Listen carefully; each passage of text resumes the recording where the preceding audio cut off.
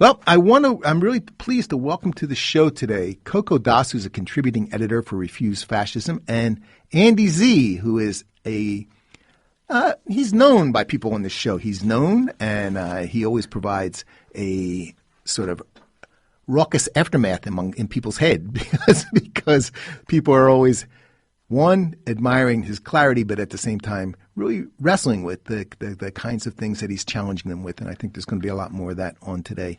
And both of these folks are in the Midwest right now. I think you're both in Chicago. Is that right? No. Oh, no. Coco, go ahead. Tell them where you are. Coco, where are you? I'm. Hi, Michael. It's good to be here. I'm actually in Texas, not in Chicago. Oh, okay. There you go. Very important place to be right now. Mm-hmm. And Andy, you're in Chicago, right? I'm in Chicago. We're in the same time zone. Okay. All right. We got it. We're not worried about it. So at least, yeah, if you neither one of you will be rushing off for a midnight snack or something, so we'll be fine. All right. Well, let's jump into this because there's a whole hell of a lot of people have been paying attention. Well, actually, I think it's important that people understand if you've been paying attention, this has been a week of terror against immigrants that, have been described as ethnic cleansing of Latino immigrants and citizens, and it's sort of, it's not a war in a certain sense. It's actually, Coco, I think you said this, it's an ethnic cleansing. And I think it's important for people to understand the character of what's happening all across the country. From the shootings to to what happened with the raids in Mississippi, to what happened in Rhode Island, to what's going on in general. It's really important that people understand. I think that there's been actually not just a ratcheting up, but actually something that's like developing faster than many people thought. And let me ask Andy. Let me ask you first, and then we'll move to Coco. What do you think about this? Well, I was going to say I wanted to hear what Coco had to say. This is not the only way Coco and I can talk on the radio show, but I was interested in what she had to say. But look, I just want to, yes, this last week, and then the last 2 weeks, the last month, the last 6 months, and the last 2 years have been and should have administered a shock to the people of this country. We are facing a fascist regime. The attack on the immigrants in the last week, beginning with his tweets against the, representatives, go back to where you came from, a classic racist, white supremacist trope, combined with the concentration camps on the border, 80,000 plus people in them, deaths on the border, including of, yes, babies, as we said during the Vietnam War, something what the U.S. did in My Lai and other places, and then followed by not one but two mass murders of people for being immigrants, and now, as you pointed out, seemingly an immigration guard or employee plowing into a group of courageous, never again protesters in Rhode Island. So what all this should tell us is this is a very fraught time, and increasingly people are beginning to raise their heads again. And what I would like to get into is, what do we do about this, and why aren't people acting in the way? Now, Coco and I are both part of the editorial board of Refuse Fascism, and we do have a program to deal with this, which is a different kind of protest is how we call it. We want to be talking with people on your show, and we're out in the world now talking to people about the need to organize now for the time when we can launch massive, sustained nonviolent protests in the streets of cities and towns across the country. Protests that are going to continue. Maybe they'll start every week. Maybe they'll be day after day and don't stop. And this is an idea that's never been tried before, at least not since yesterday in Hong Kong, where it's ongoing, at least since the week before in Puerto Rico, the month before that in Sudan, a year and a half ago in South Korea.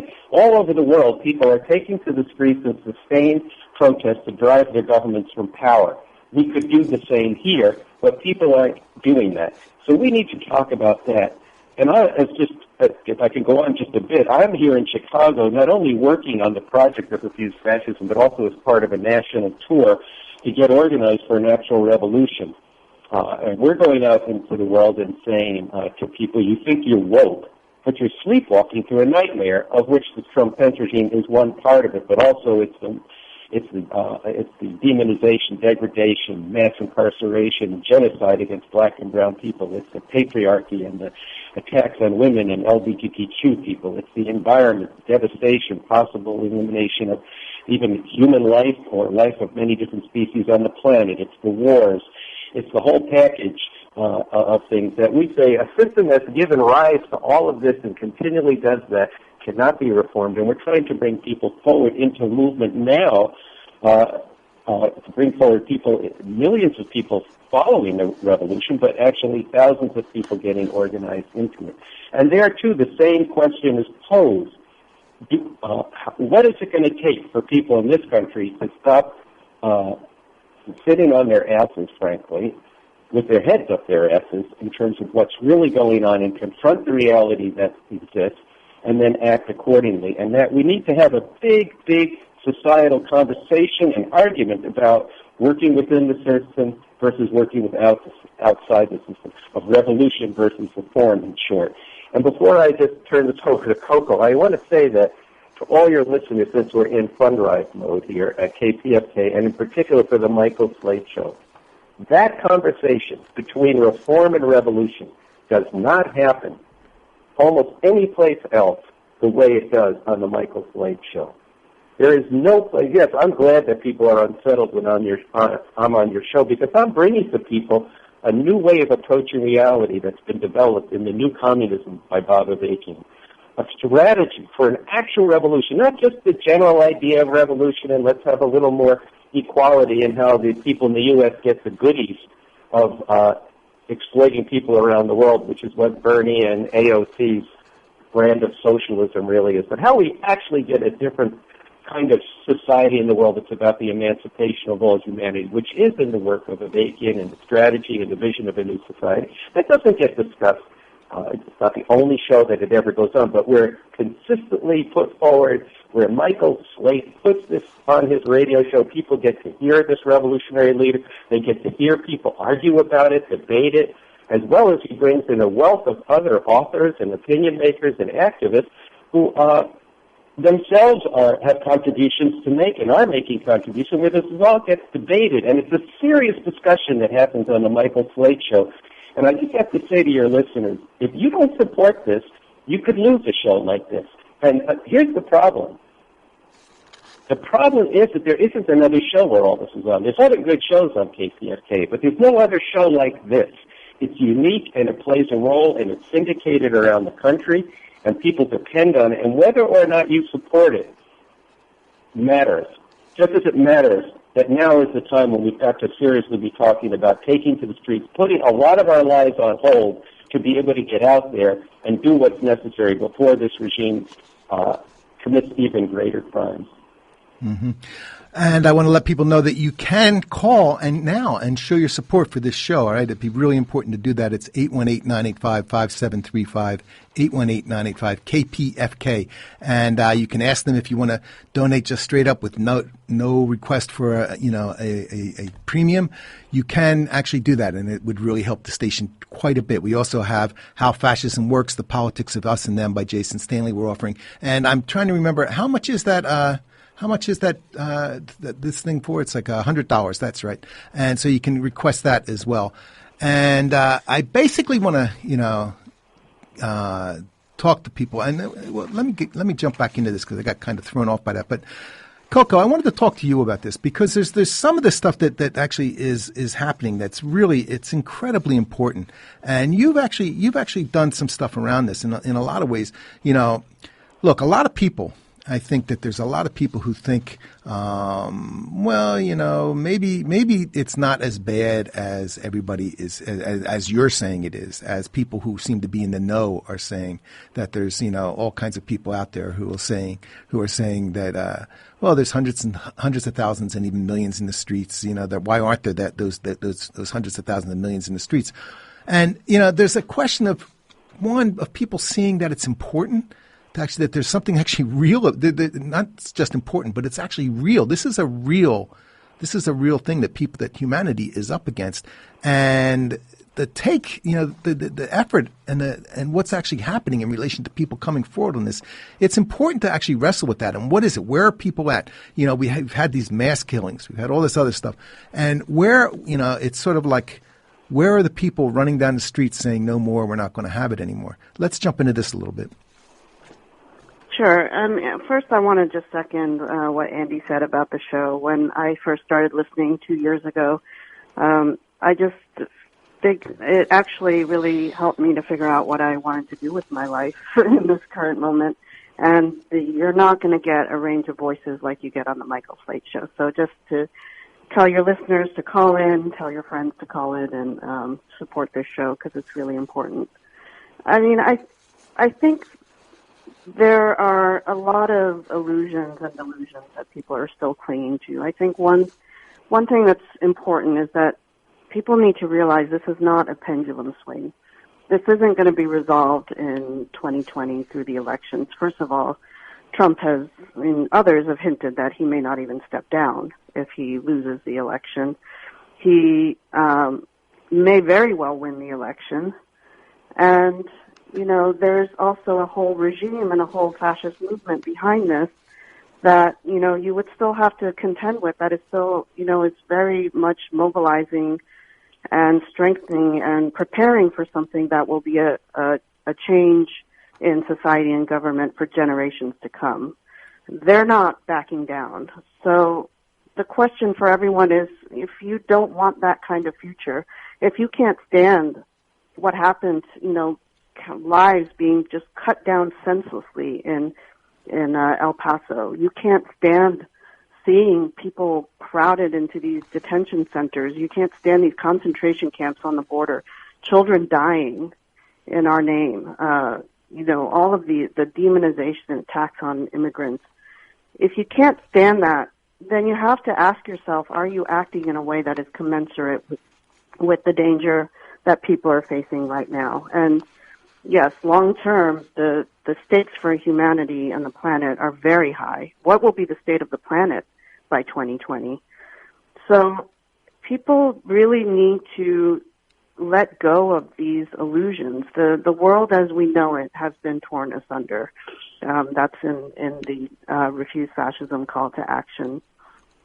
And, a part of confronting that reality is, listening to the Michael Slate show, going to refusefascism.org and looking at the material that we have there. I tell people all the time, if you have an inkling that this is fascism or that something really dangerous is going on and you don't know how to talk about it, refusefascism.org will give you the tools.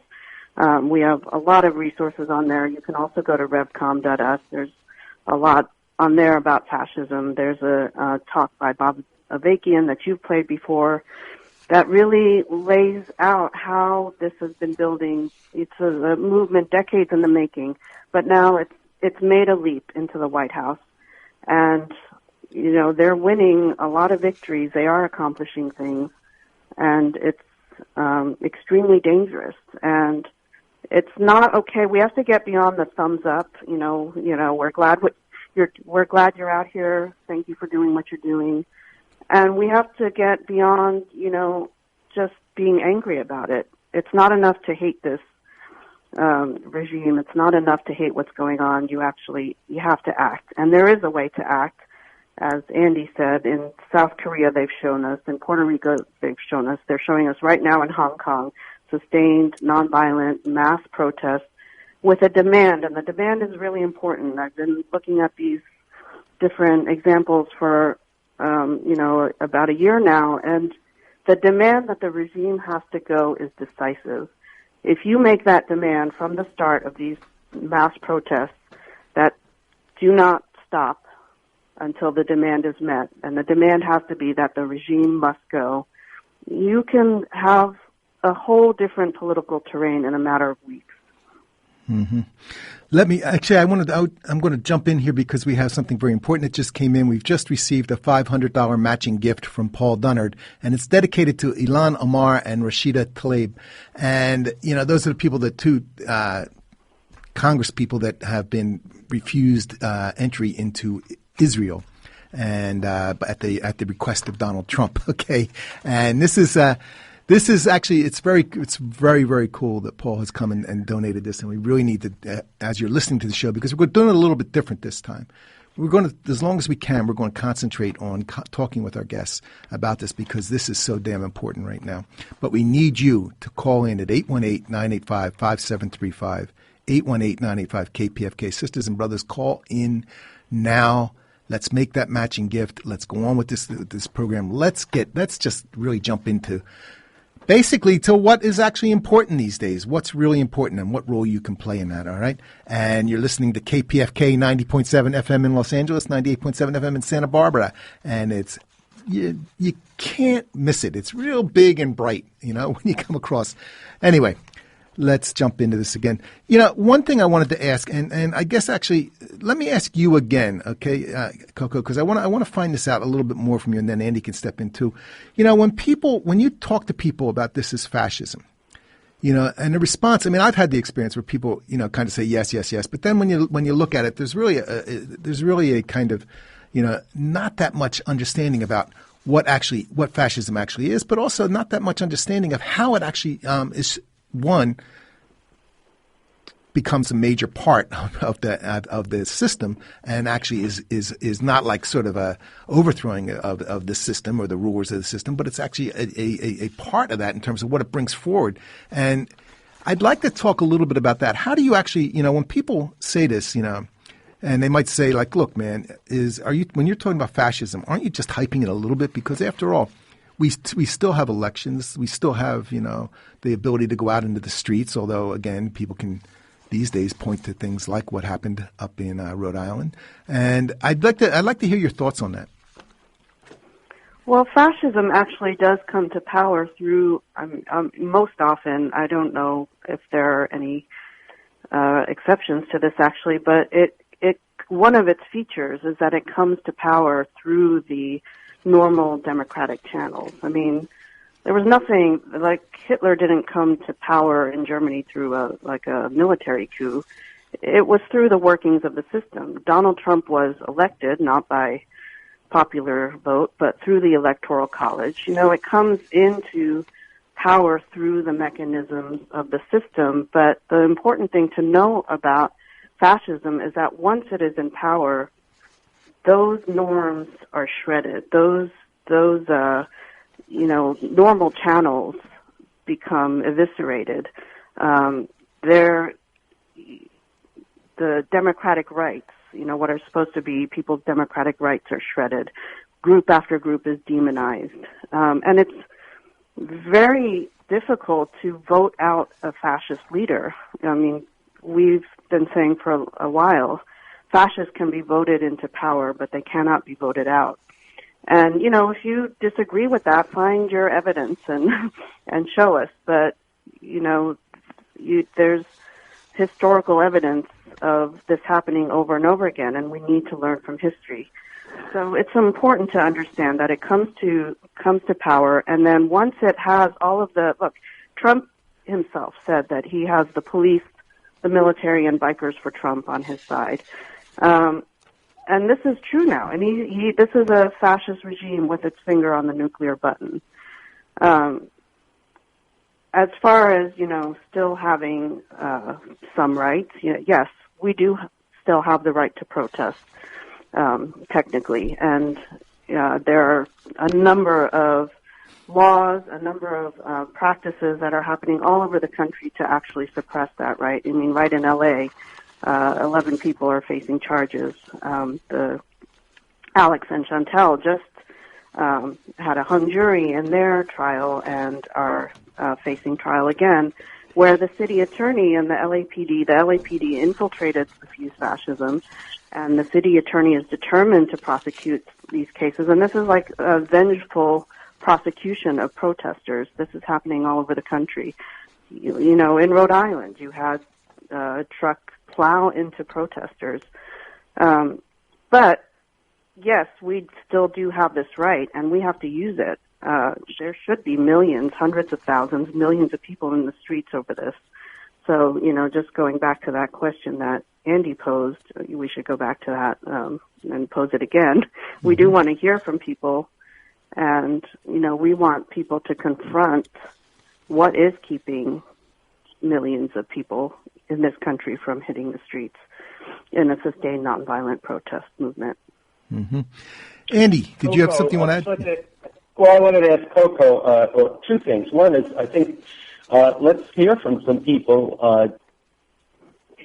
from their pocketbook, to put it that way, or from their wallet, calling into the show, donating, but also saying what they think about what Coco just laid out. And Coco, we'd also like to hear from you at Refuse Fascism. Coco, do you have the digits for how people could call and or write to Refuse Fascism? Yeah, if you would like to call in to Refuse Fascism or write in and tell us, basically we're putting forward two questions in conversations and meetings in different protests. We're asking, is this not the time to call for sustained nonviolent mass protests to drive out the Trump-Pence regime, in the between now and the fall? And why are there not these thousands and hundreds of thousands in the streets? What have you observed on that? So the number is 917-407-1286. And if you want to email us, the email address info@refusefascism.org. Okay, let me just repeat that for people real quick, okay? Yeah. Because somebody actually called and requested for me to speak more slowly so that they could actually get the information. It's refusefascism.org. Phone number is 917-407-1286. All right? Okay, go ahead. And the email address is info@refusefascism.org. Okay. So people, it'd be good for people to, first of all, to match that $500 and let's get another matching grant in there and let us know what you're thinking about this conversation and the conversations on Michael's show. But look, I think what Coco is getting at an important point. Whether you believe that as I do, that what gave rise to the Trump-Pence regime is intrinsic in this system. It's one possible way a system of capitalism, imperialism can deal with the problem that they're facing, which is in moving away from what has been what we would call bourgeois democracy, the form of democracy that has existed here, which is principally democracy about how to maintain among the people who actually run this system. You don't get to vote on all kinds of questions that actually deeply concern people. You never got to really vote on the environment. As outrageous as it is that Trump has shredded the Paris Accord or pulled the U.S. out of it, everybody who knows anything about climate science knows that was barely a beginning and with no teeth at all. You never got to really vote on anything like that, let alone the killing of people by the police, black and brown people around the country in disproportionate numbers. You never get to vote on that. But in other words, this shredding is a product of the system itself. So whether you believe, like I do, that this is intrinsic to the system and a one possible alternative way that they can roll, or you believe that the system can be utilized, either it has been or it could be in the future, to meet the needs of the people and of justice, we need to get together and put aside differences to take to the streets. And in the streets, demanding the Trump-Pence regime must go, we can begin that one long argument between reform and revolution. But Michael, I'd like to just go to a little bit, a question of part of what I think is holding back is people's belief in the system and the fact that there is a whole ethos of individualism that is fed by the relative position in the U.S. There's an article that is on the website rescom.us, and it's taken from a recent talk by the revolutionary leader Bob Avakian. It's titled Individualism, the BEB, which stands for Bourgeois Electoral Bullshit, and the Illusion of Painless Progress. And in this article, he does make an argument here that I think would be challenging in two different ways to many of the listeners on KPSK. One is he does take on a view, which I have heard on Pacifica in different cities, including when I was in Los Angeles, that, look, it's a system. These Democrats are no good. These Democrats are no good either. So what's the big deal about Trump? And you see this, from often on the Intercept from Glenn Greenwald and other people on that site. And Glenn, of course, people should defend him. He's under tremendous pressure for the Intercept in Brazil and their stand against the fascist government there. And Glenn has done lots of very good work. But on this, he's dead wrong. And then, of course, it gets absurd with people like Slavoj Žižek, who says, "Well, this is going to upset the apple cart, so that'll be good." And Avakian goes into this in this article, but I think there is a sort of a little bit of a less position, that they're all the same, and yet failing to actually draw the right conclusion, because at the same time, these same people will promote Bernie Sanders or the Squad as the answer to work within the system and with the Democrats objectively. And Avakian a long time ago made the point that if you think that you can make the Democrats what they are not, you'll end up becoming what they actually are. I may not have all the syntax exactly right, but the point is the Democratic Party is part of the problem, not the solution. And I think this is something that is holding people back from taking the streets, because they are, exactly as Coco said, against all evidence, saying this is, frankly, any scientific evidence of looking at things really objectively. This is not just another swing of a pendulum. This is a qualitative change. And you could even see that as in a classic way of fascism, Trump is going after the Democratic opposition in ways that are unprecedented, including lock her up, investigate them, split the security forces, all this kind of thing, purges of the security forces, all preparing for a more fascist or a fascist form of rule. And I think people have to answer a question here of, you waited on the Mueller report. You waited on the midterm elections. One, how did those work out, and what are the Democrats doing about this? And isn't it true that the Democrats are collaborating, the Democratic Party is collaborating with the regime in their support for and funding of frankly the whole security apparatus on the border?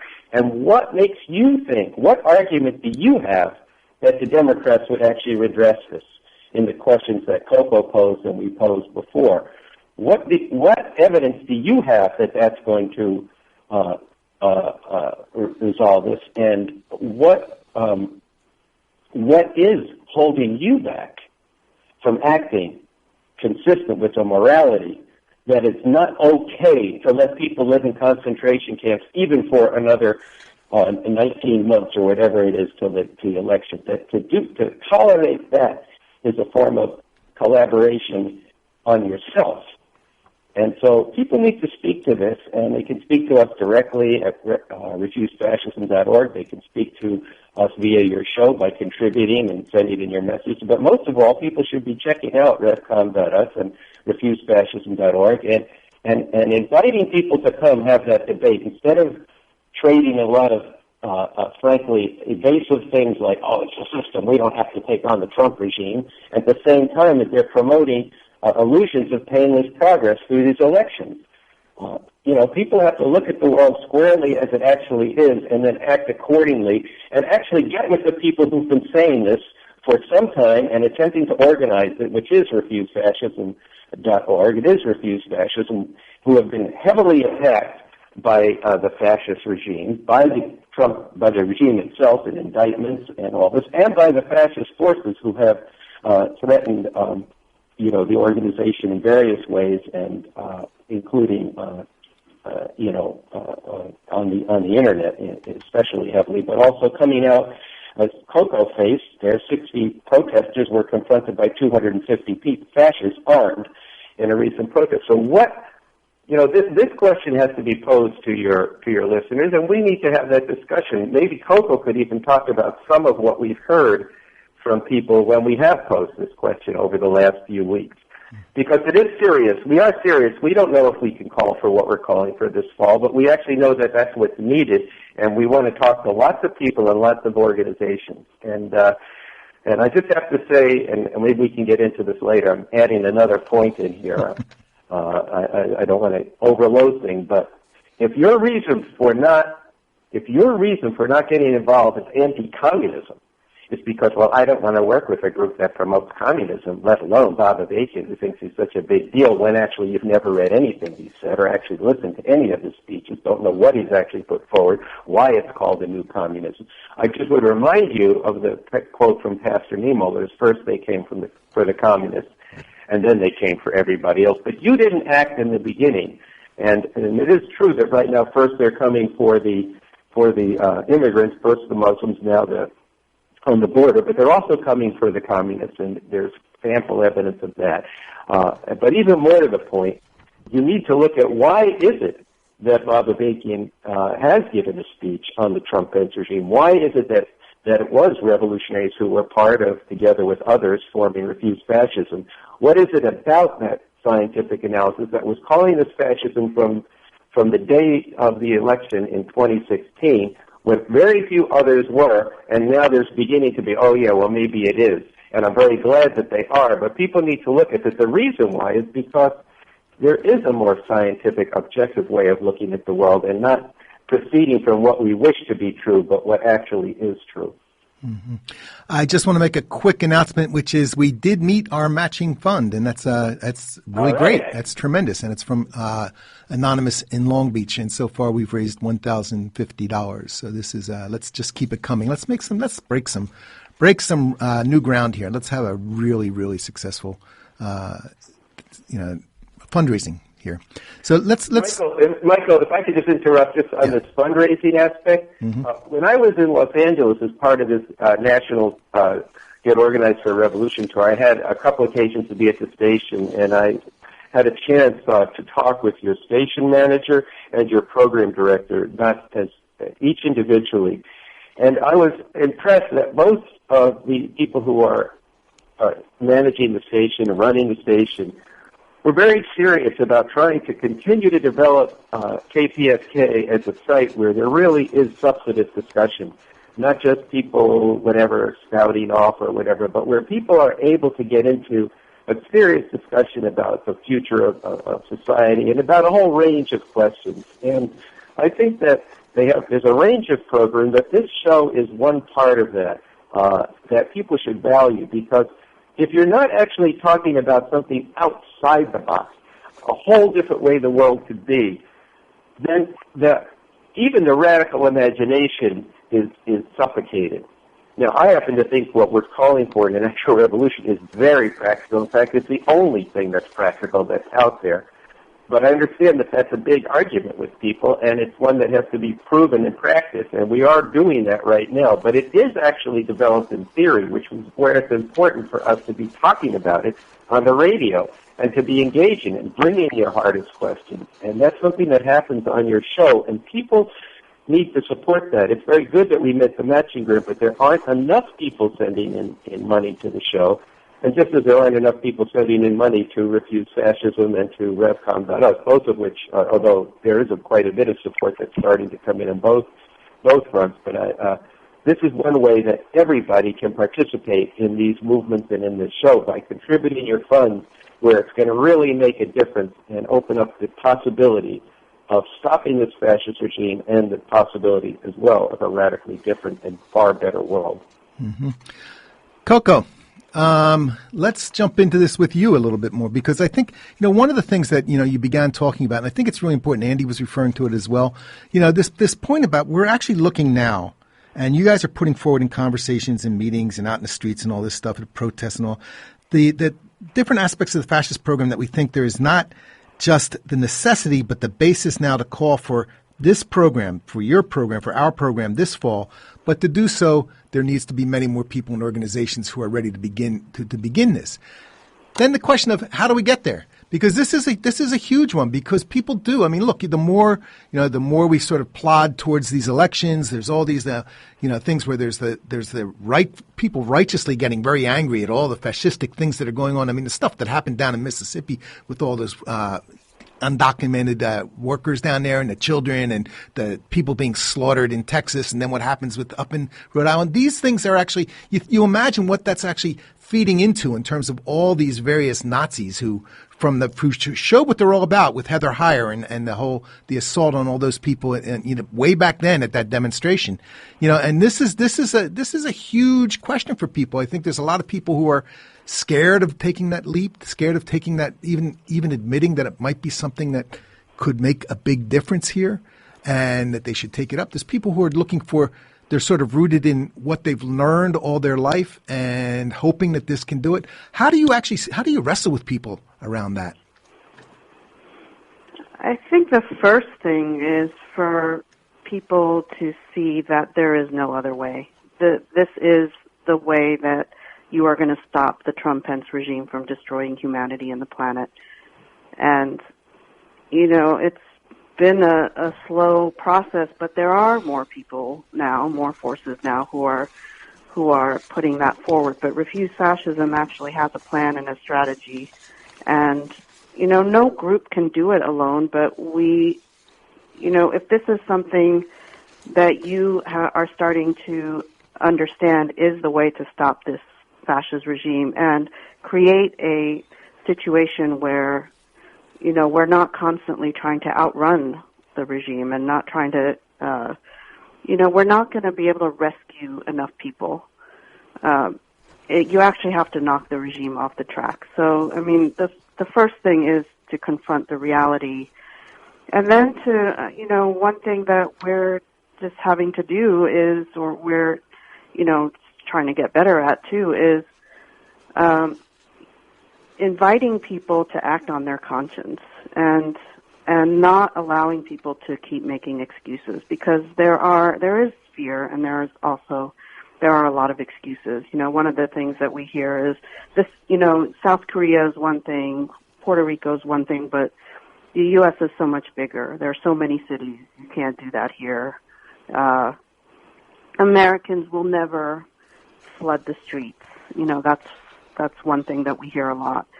And, I think there's a lot of individualism, but then when it comes to actually taking individual responsibility, there's a lot of excuses. So I think where we are trying to really have we're inviting people to talk with us. We're inviting people to get into this strategy with us, and really get into it deeply. And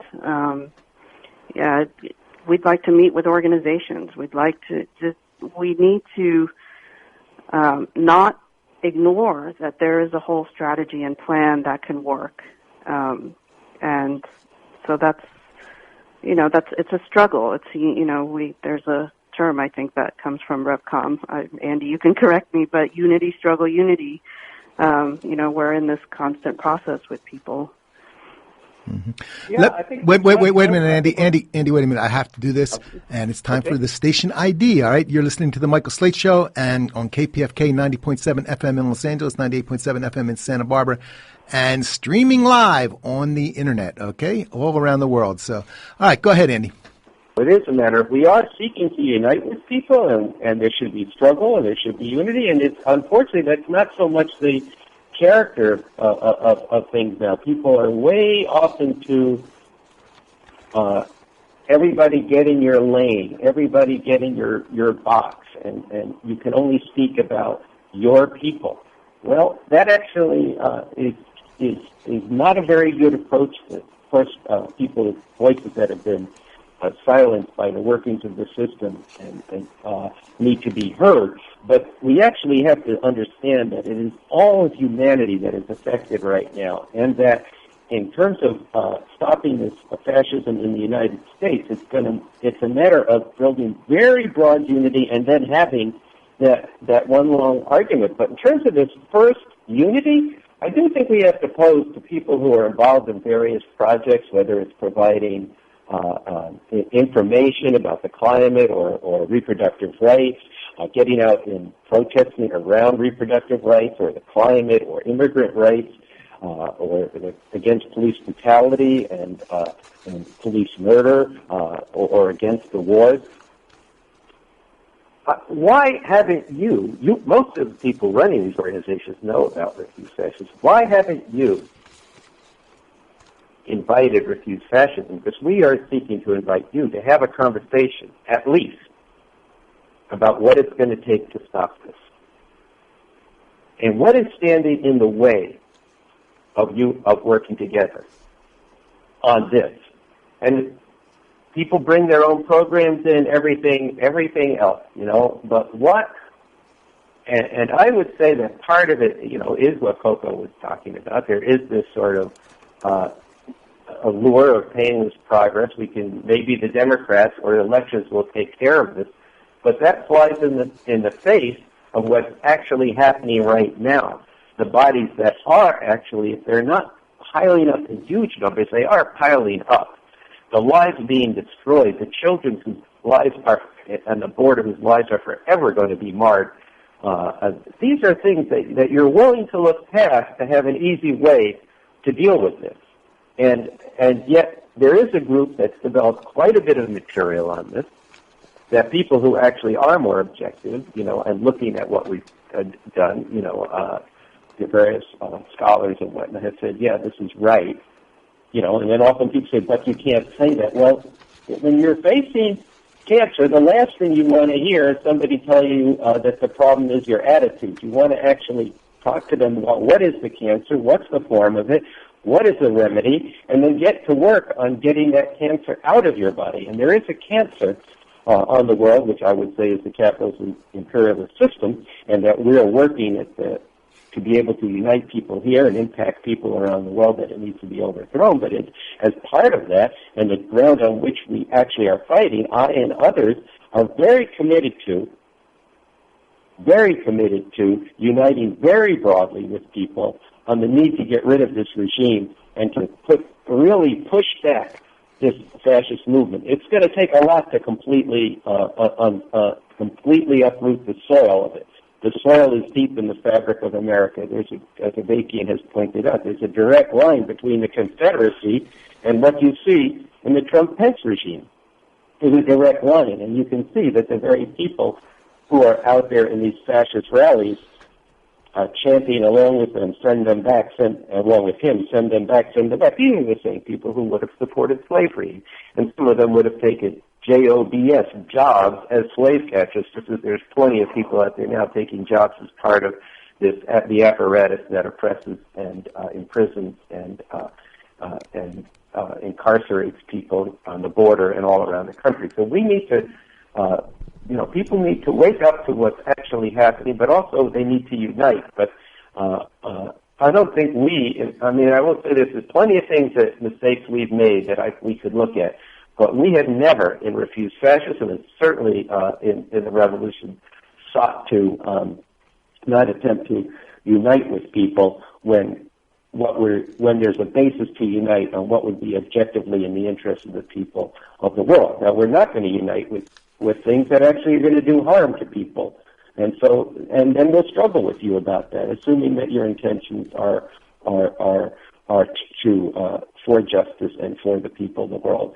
But we need a different process in society right now, and a different process of those who consider themselves progressive, where we're starting to come together to take care of the business that's in front of us, with the stakes being nothing less, actually, than the survival of the planet and humanity. All right, and on that note, we're going to have to wrap this up. I want to thank you very much for joining us today, and we're going to have you back, both of you back, and we'll have a whole hour dedicated to this. I think we've seen a lot of interest coming across, and we could have a really good, I think, hour-long conversation, but also bringing the people in, bringing listeners in.